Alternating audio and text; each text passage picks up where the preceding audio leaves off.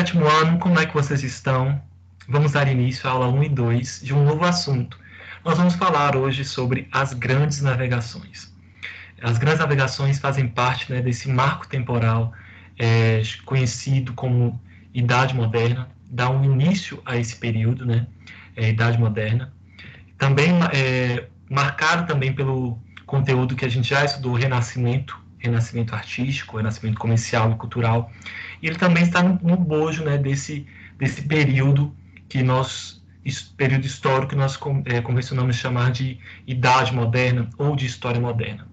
As grandes navegações, elas são um conjunto, né, das expansões marítimo-comerciais que deu início a grande período de colonização do continente americano, né, e também da relação entre países europeus com países asiáticos também, né, como Índia e demais países. Quando a gente fala sobre as grandes navegações, a gente tem dois países europeus que são assim um marco desse início, que foram os pioneiros das expansões marítimas.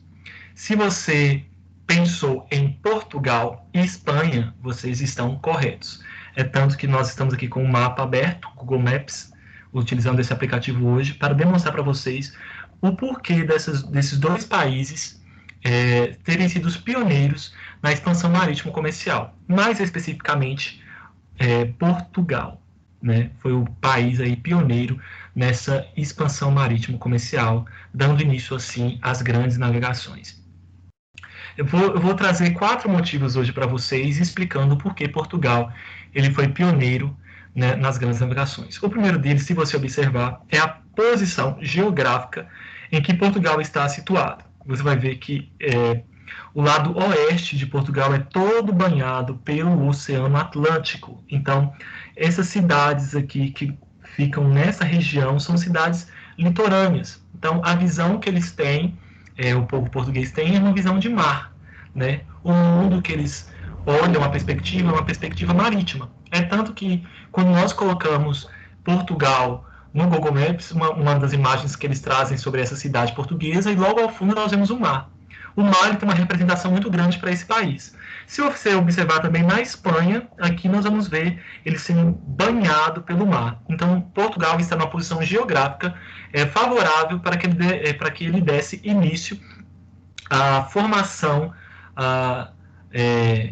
da expansão marítimo comercial portuguesa. Outro ponto também muito interessante que a gente precisa destacar, além da posição geográfica favorável, é desse espírito aventureiro português. O português possuía, né, um espírito aventureiro que fazia com que eles lançassem ao mar, né, e conhecessem as novidades, aquilo que o mar poderia trazer, né?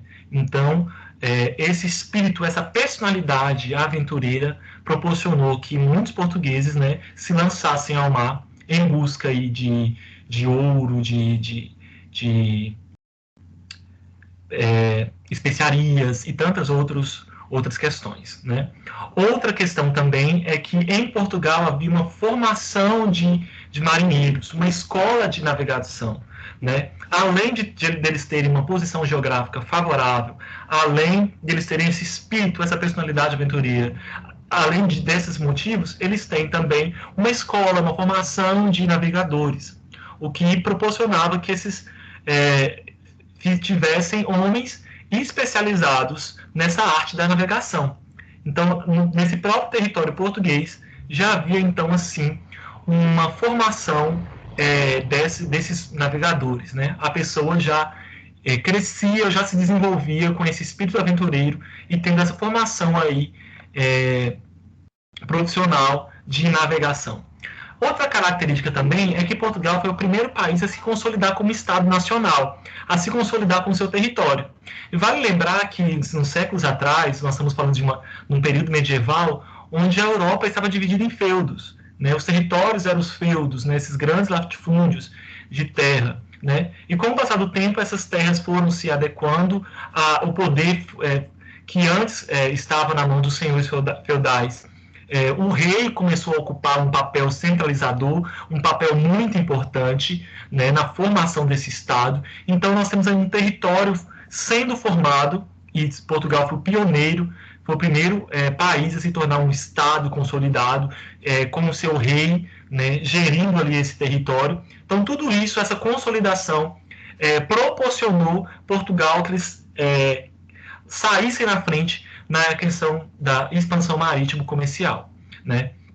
Nas próximas aulas a gente vai ver quais foram as rotas que Portugal e Espanha utilizavam para chegar nas Índias e com o objetivo de buscar especiarias. O que são essas especiarias? Quais eram os motivos que levavam Portugal e Espanha a empreender viagens que demoravam meses até esses lugares, né? Quais eram as rotas que eles utilizavam e por que eles começaram, então, além desses motivos, com a expansão marítima. Essa e outras questões a gente vai estar vendo na próxima aula. Hoje nós aprendemos a respeito desses países que foram os pioneiros e os motivos que os levaram a esse pioneirismo na expansão marítima. Então, desejo a todos uma boa aula, continue seus estudos, as suas pesquisas. Nós temos o nosso grupo do WhatsApp para tirar dúvidas, tá? Nós temos esse espaço para a gente dialogar e discutir a respeito desse assunto. Então, até a próxima aula, fiquem com Deus e até mais.